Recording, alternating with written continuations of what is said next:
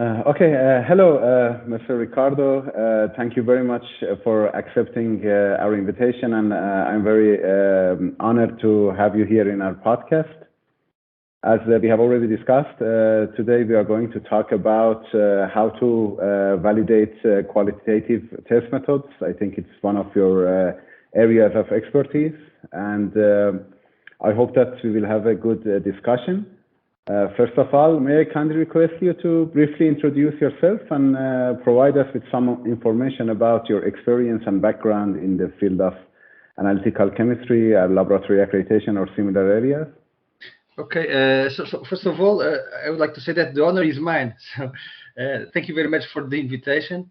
I already saw some of your videos, and I think that you are doing an excellent work in disseminating all these discussions about very important topics. And I'm happy to have this talk with you about the qualitative analysis. Okay, my background. So I'm from Portugal. I am graduated in chemistry. Then I completed my master on food quality control and toxicology, and the PhD on analytical chemistry. Both the master and the PhD were focused on metrology in chemistry. And I have completed these two academic levels as an analyst in a full-time job as analyst. So I had to somehow do my routine analysis, and together I used information from the lab also to complete the master and my PhD. To complete my description of my background, let me tell you that I have, I would say, 4 years of experience as a routine analyst in organic analysis, and 9 years of doing the official monitoring of pesticide residues in foodstuffs. So I have experience in both inorganic and organic analysis, and since 2002. I'm a technical assessor of the Portuguese accreditation body, with more than 200 external assessments as technical assessor, so which allow me to understand how difficult it is to implement the standard and to do business on this analytical chemistry. In the last 10 years, I started to work at the University of Lisbon as a researcher, doing teaching and research on metrology and what I usually call examinology in chemistry. So metrology is the science of measurements, and examinology is the science of qualitative analysis. That will be the topic of our discussion. Yes. Okay, thank you very much for the introduction. My first question is that for the beginning, may I kindly request you to briefly describe how method validation should be performed for qualitative analysis? I mean, in terms of what performance characteristics need to be evaluated and considered in such studies. Okay, so the qualitative analyses are rather diverse, I would say. We have many different types of qualitative analysis.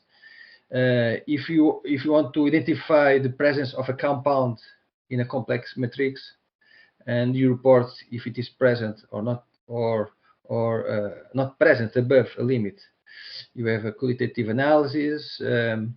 Even the comparison of a measurement result with a limit value that result in reporting as conform or not conform with the legal limit is somehow transforming a measurement in a qualitative analysis.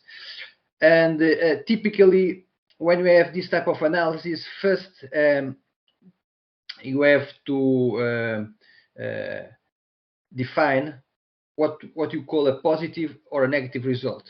Okay, this binary result is typically people classify them as positive or negative. You should clarify clearly what it is a positive for you.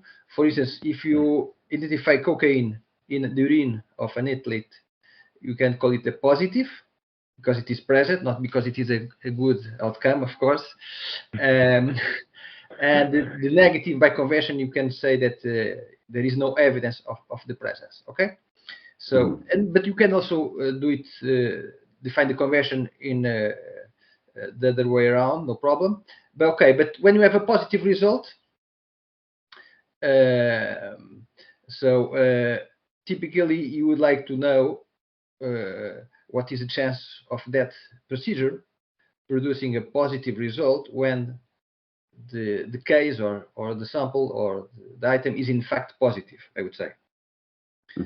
So we have to know, we have typically calculate know the rate of true positives and the rate of false positives. The rate of false positives is the chance that given a negative case, that the procedure reports the result as positive.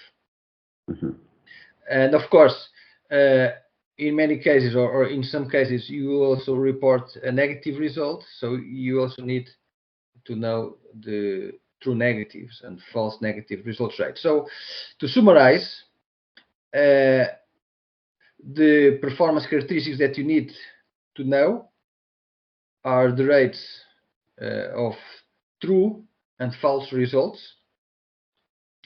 And if the performance of the analysis depends on the level of the property, imagine the concentration of analyte, you must know how this performance varies in the analytical range.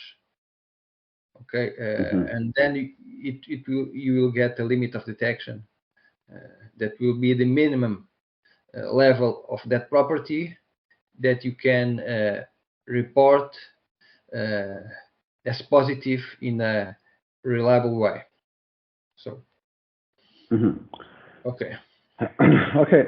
Sometimes in qualitative analysis, the result is a binary result, positive or negative, detected, not detected. But sometimes the results might be in a range of probable results. I've noticed that in Iran, we have many petroleum and petrochemical companies, and in one of their tests, I've noticed that there are some color codes that they identify these codes, but it's a qualitative analysis. No value is generated, or there is no quantity to be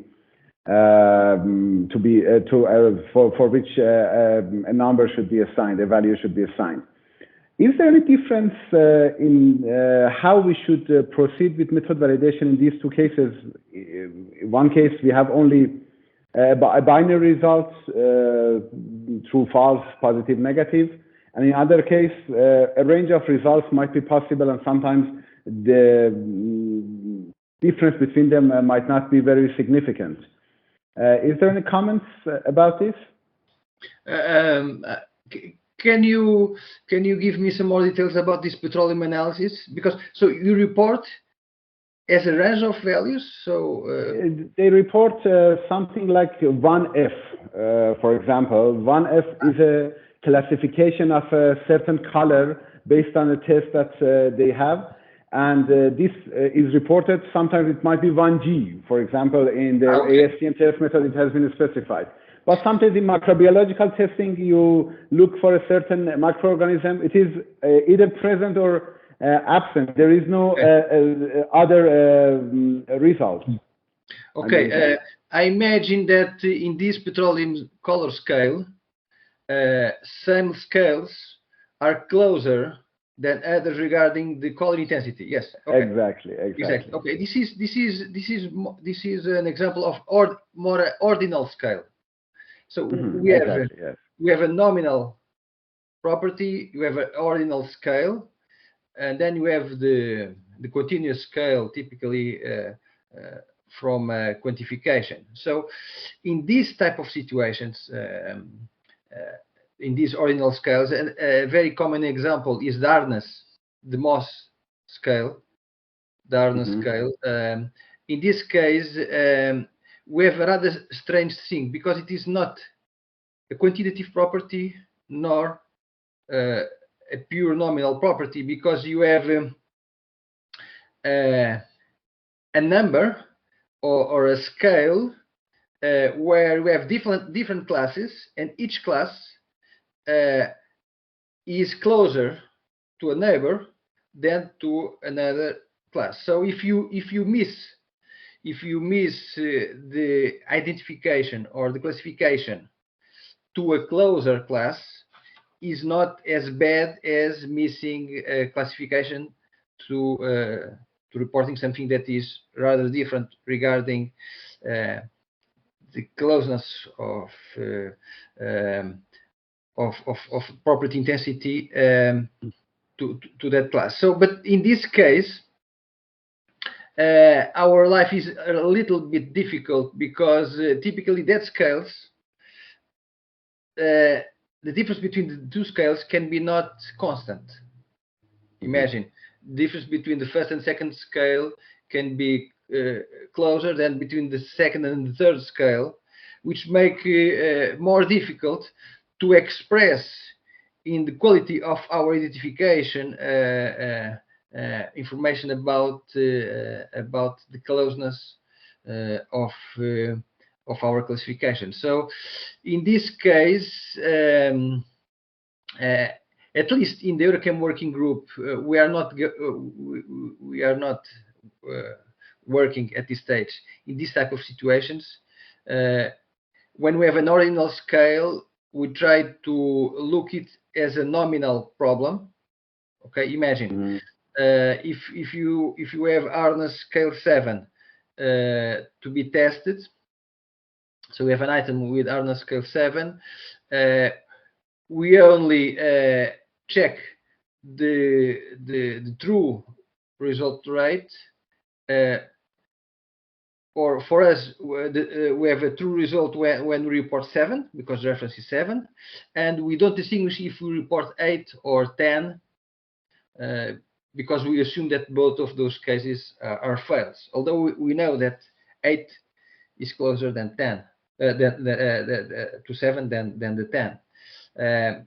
So to summarize, I would say that the example that you just reported is the management of an ordinal scale that is not a measurement, I would say, or not a conventional measurement, I would say, and it is rather different from a pure qualitative analysis. It's something in between that is more difficult to manage. Let me tell you another thing. As I know, the group that is producing the next edition of the VIM 4, 4th edition, plans to include the nominal properties determinations in the concept of measurement. Although there is not this continuous meaning of the scale, you know, but some people are not very comfortable with that, with putting ordinal scales in the measurement concept. You mean that performing method validation for these semi-quantitative parameters are more complicated than pure qualitative or quantitative analysis. Am I right? Yes, but the term semi-quantitative is not the best term for that, because usually we use the semi-quantitative when we have a measurement with, I would say, with a large uncertainty, something like that. Yes, these scales are difficult to manage, because the distance between the scales is rather different. So I think that anything that you can do with that distance will be, I would say, debatable, will be more difficult to be consensual. Okay. And the terms you mentioned, false negative rate or false positive rate, I think cannot be applied for such situations. Am I right?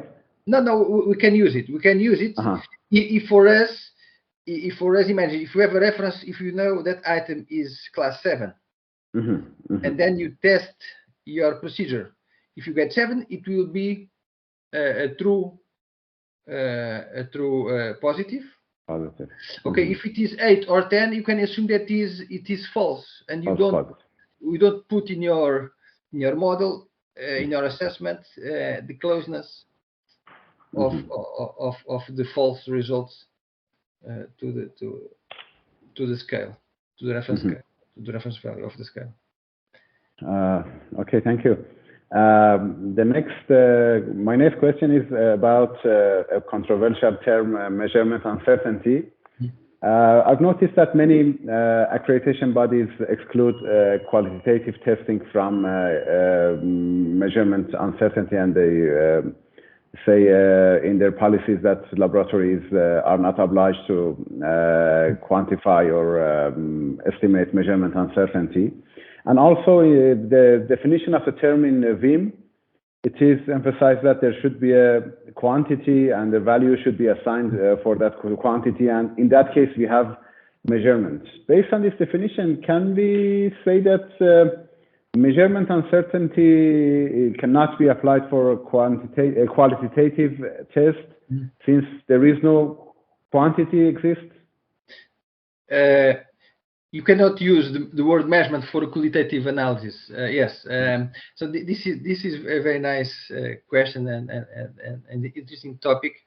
So if you check the VIM, it is stated that yes, the measurement is only applicable to a quantification, and when you determine a qualitative or a nominal property, the word or the term should be used is examination. They use examination. Okay. In some references, they use examination both for measurements and for qualitative analysis. So something more general. But if you check the VIM, they decide to use measurement for quantifications and examination for the determination of qualitative analysis.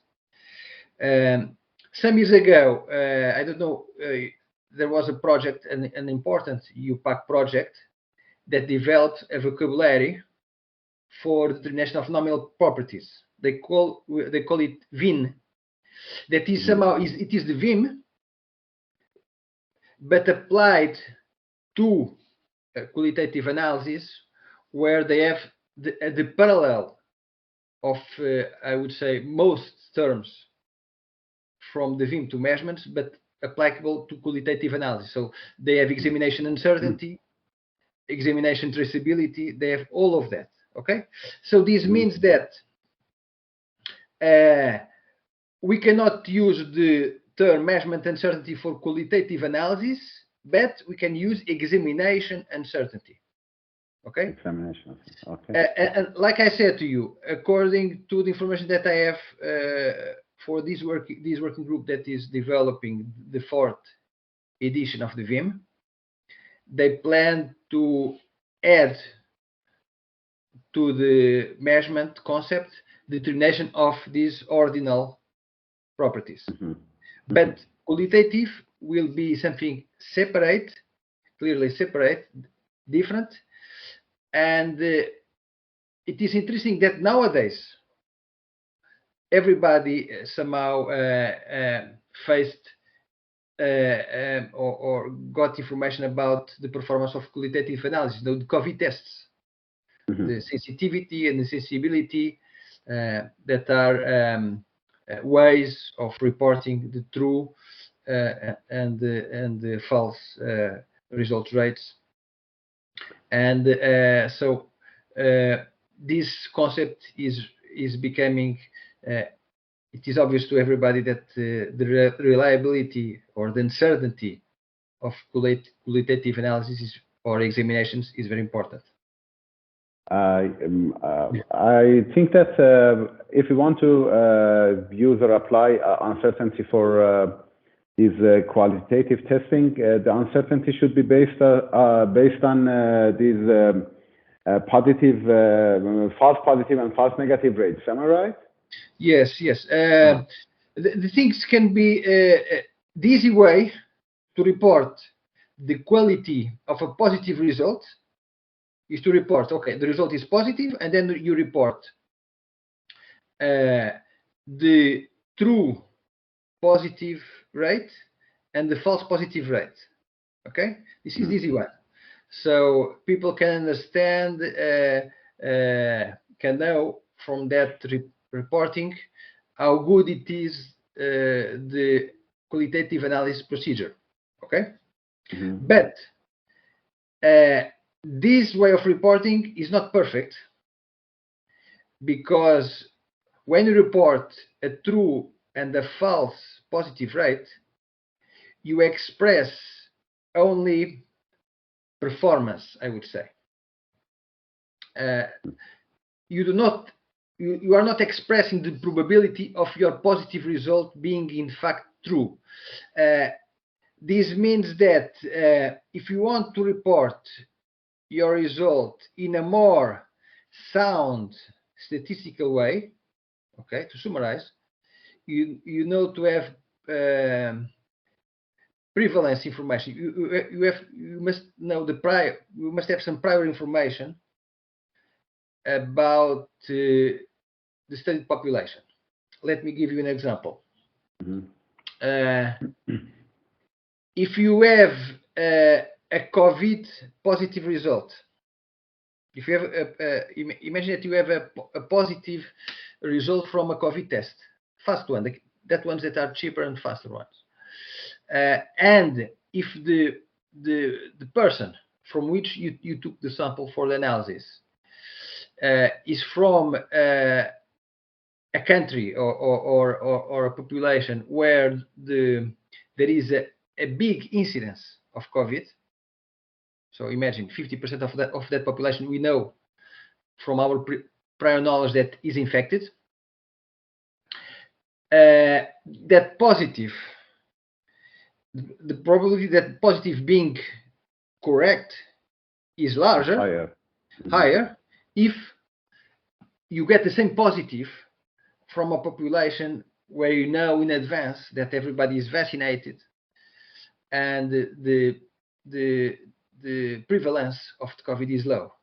And there is a very nice statistics from Bayesian theorem, easy to follow, that explains you how you can jump from performance parameters to more direct, specific information about your sample. So things can get more complex, but also more useful. Very interesting. Thank you very much. One of the typical performance characteristics which is used in quantitative test methods when we validate a method is bias. But I assume that determination of bias and evaluating the bias for qualitative methods is rather difficult, or sometimes it's not possible to do it directly. And some experts believe that when you calibrate your equipment, when you evaluate the competence of your staff, and you have the records of successful participation in proficiency testing, we can indirectly conclude that there is no significant bias. But direct determination is not possible. May I have your comments about this? This is a difficult question, yes. If you check that UPAC vocabulary for nominal properties, they define examination bias.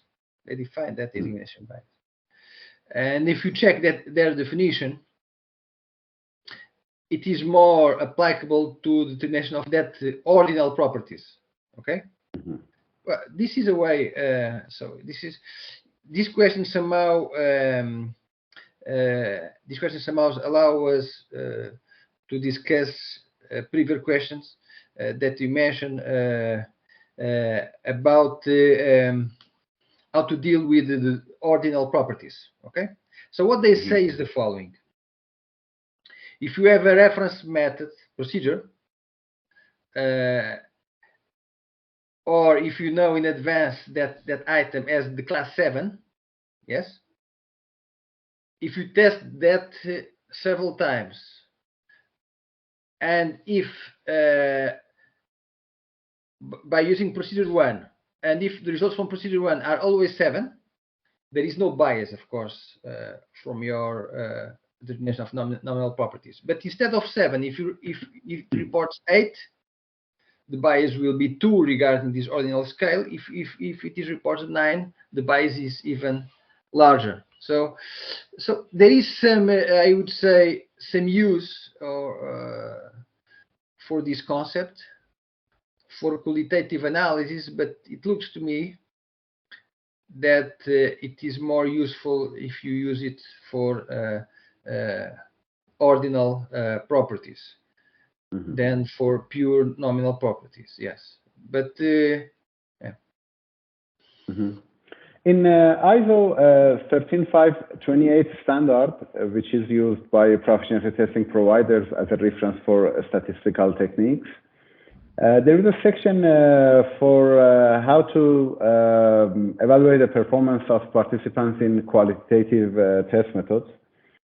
And one of the methods defined in that standard for determination of assigned value is expert consensus.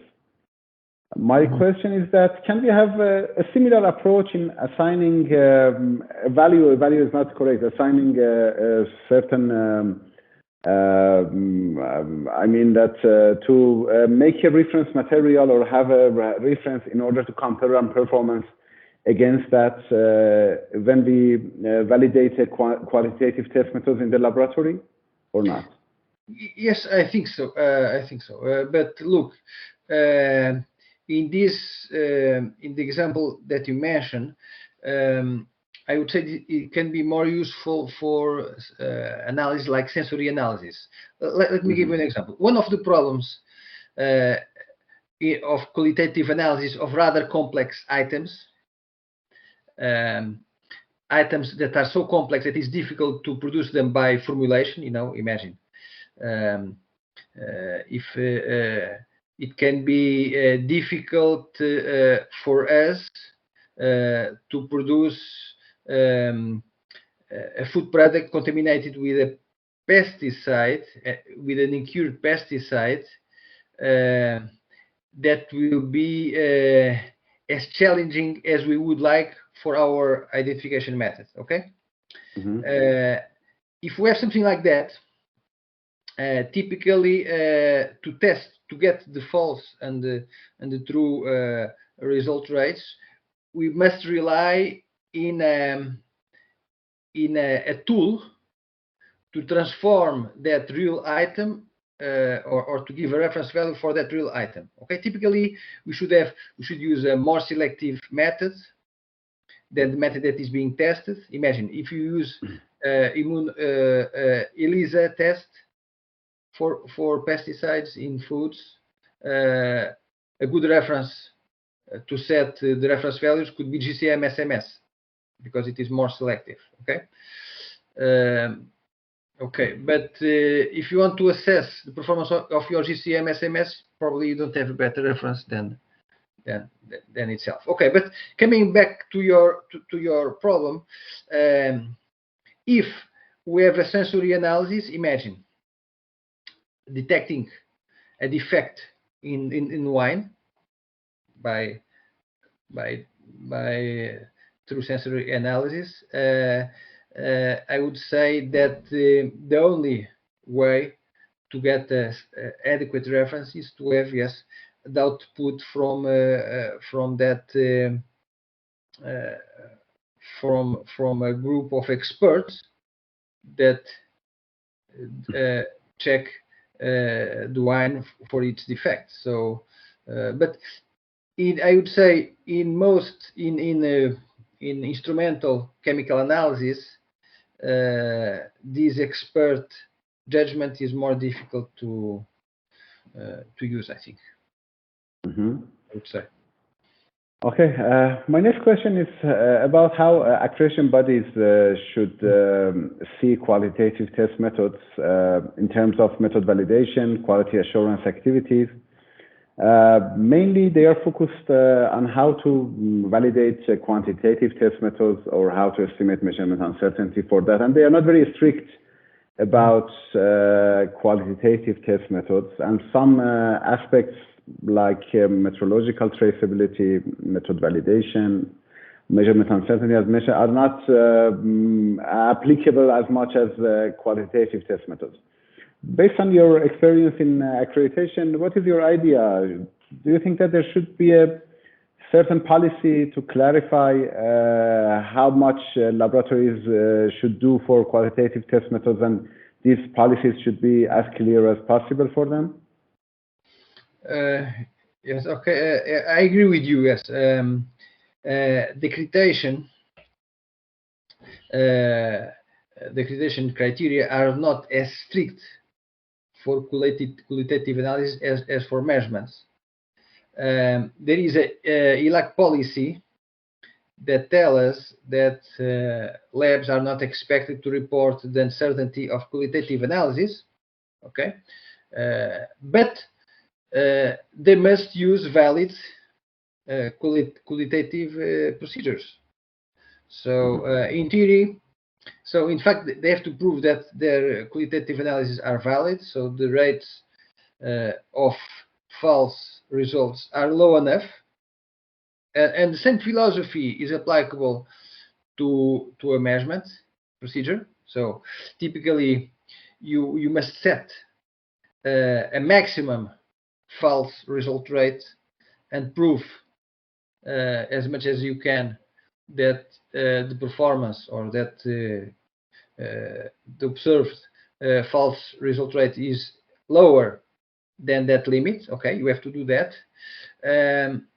But in fact, in most labs, they try to use what they call safer approaches to deal with their qualitative analysis, to be on the safe side, to avoid reporting false positive results of the false presence of analytes.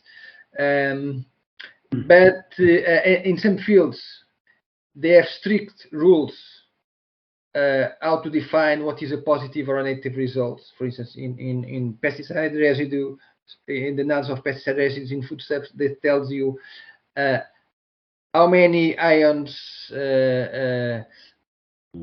you should use. They define tolerance for the ion abundance ratios. They have the same for doping analysis. The World Anti-Doping Agency also define criteria exactly how to report a result as positive. So they have criteria, very strict criteria, but there is always a but. In many areas where there is no such criteria or such defined rules, we have rates of false results much higher than we would like. So there are areas where things are not under control, and even in cases where we have heavy regulations regarding how to report, how to use information for our qualitative analysis, like in WADA, they have very strict rules. But that rules are done in a way that are not, in many cases, adapted to the real performance of the lab.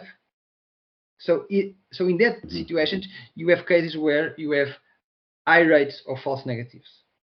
So we have done a work, we have published a work recently where we prove that if you follow the WADA guidelines to identify doping substance in urines, in some cases the criteria are so strict to avoid false positive results that you can have rates of false negatives around 40%. So, to summarize, accreditation is not asking as much as they ask for measurements because they feel that the state of the art is not stable enough, consensual enough to allow labs to report the uncertainty of qualitative analysis, but this gap of knowledge of harmonized criteria is a problem in many fields, and we need to invest in improving the quality of qualitative analysis.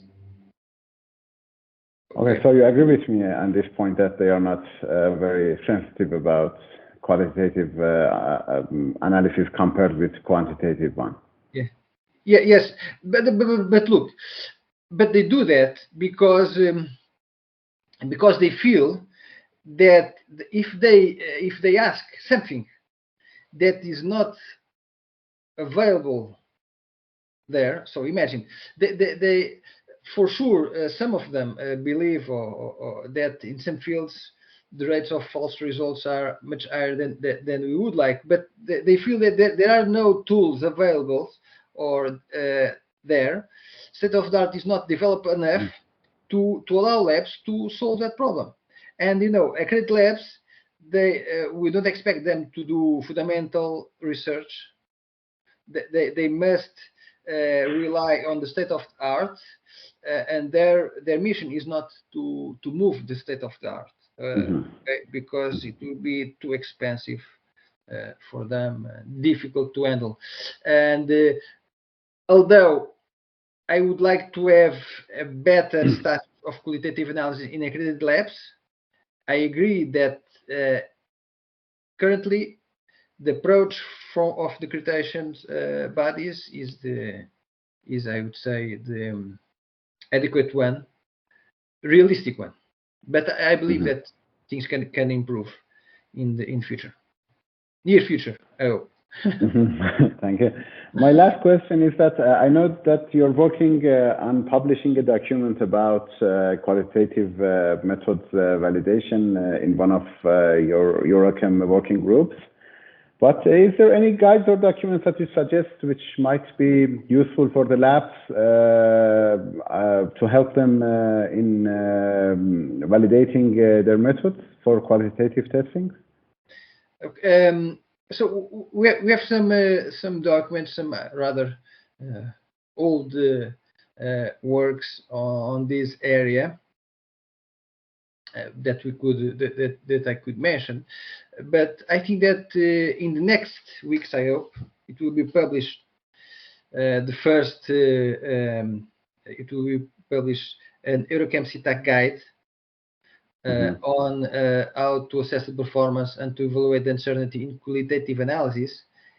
And I would like to suggest you to wait a few more weeks and get that document, because I think this document will be a good balance between available tools and what can be done in the lab, and we'll also discuss difficulties of implementing some of that concepts. So I think that if you wait a few more weeks, you'll get a nice reference in this area. Okay, I think most of EuroChem documents have this practical point of view, and they are not pure scientific, and they are very applicable in many laboratories. And I'm sure that your document in that working group will have the same feature that can be easily applied and practicable for the laboratories. Yes, we hope. Although one of the problems in qualitative analysis is determination of false positive rates when the procedure is very selective, and some of the tools that are presented in that guide can be easily directly applicable. Others are a little more difficult, but we need to mention them. Yes, but I hope that this guide will help moving this discussion a little further to improve the status of qualitative analysis. Okay, I'm finished with my question. Is there any comment from your side that you would like to add to our discussion? No, but it was a pleasure to have this talk with you. I hope that this discussion will be useful for some people, and I wish you lots of success with this channel, because you are doing excellent work of disseminating these topics and discussing it.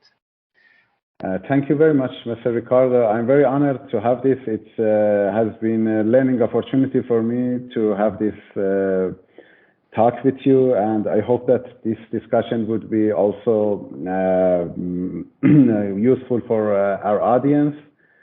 Thank you very much for your time, and I hope that to see you again very soon. Okay, so bye. Thank you. Thank Bye-bye. you. Bye.